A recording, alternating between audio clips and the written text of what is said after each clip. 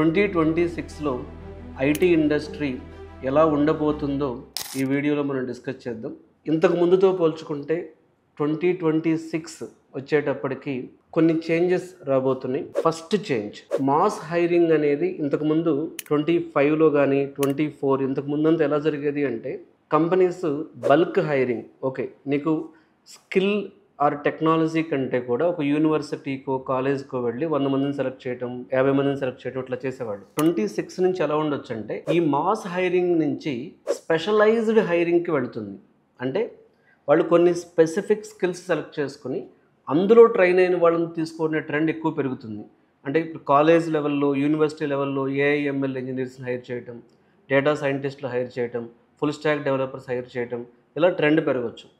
So mass hiring నుంచి IT specialised హైరింగ్కి already shift అయింది. ఇది 26లో ఇంకా ఎక్కువగా రిఫ్లెక్ట్ అవుతుంది. తర్వాత సెకండ్ చేంజ్ వచ్చేటప్పటికి ప్రతి ప్రాజెక్ట్లో కూడా ఆర్టిఫిషియల్ ఇంటెలిజెన్స్ అడాప్షన్ పెరుగుతుంది.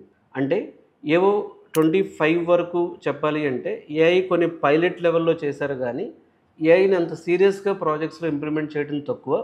బట్ 26 ఆన్వర్డ్స్ ఏఐ ఇంటిగ్రేషన్ అనేది బిజినెస్లో చాలా పార్ట్ అయిపోతుంది. ప్రతి బిజినెస్లో పైలట్ స్టేట్ నుంచి ఏఐ అనేది ఇంటిగ్రేట్ అయిపోతుంది. అంటే ఏఐ ప్రాక్టీసెస్ అనేవి ప్రతి బిజినెస్లో కూడా మ్యాండేటరీ అవ్వబోతున్నాయి 26 నుంచి. తర్వాత ఎస్పెషల్గా మనకి 25తో పోల్చుకుంటే జనరేటివ్ ఏఐలో వచ్చే ఉద్యోగాలు కొన్ని రెట్లు పెరగబోతున్నాయి 26లో.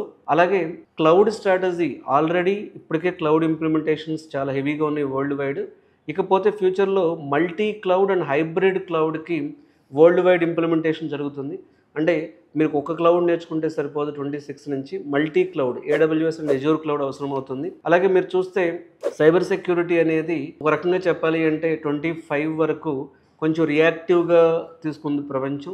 బట్ గోయింగ్ ఫార్వర్డ్ ఇది ప్రొయాక్టివ్ మోడల్లోకి వెళ్ళి zero trust architecture cyber security అనేది ఇంప్లిమెంటేషన్ జరుగుతుంది.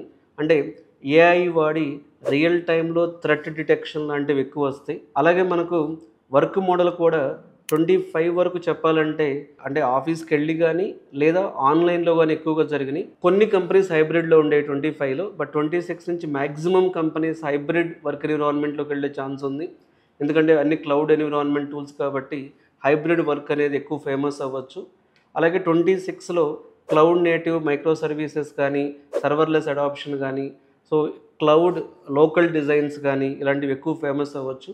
అంటే కుబర్నెటీస్ ఫర్ యాప్ డిప్లాయ్మెంట్ లాంటివి వాడటం చాలా పెరుగుతుంది. ఇకపోతే స్కిల్స్ కూడా మీకు చెప్పినట్టుగా depth and specialized in AI, cyber security, data science ఇలాంటి స్కిల్స్ మీద విత్ సర్టిఫైడ్ పీపుల్ని ఎక్కువగా 26 నుంచి రిక్రూట్ చేసుకోవచ్చు.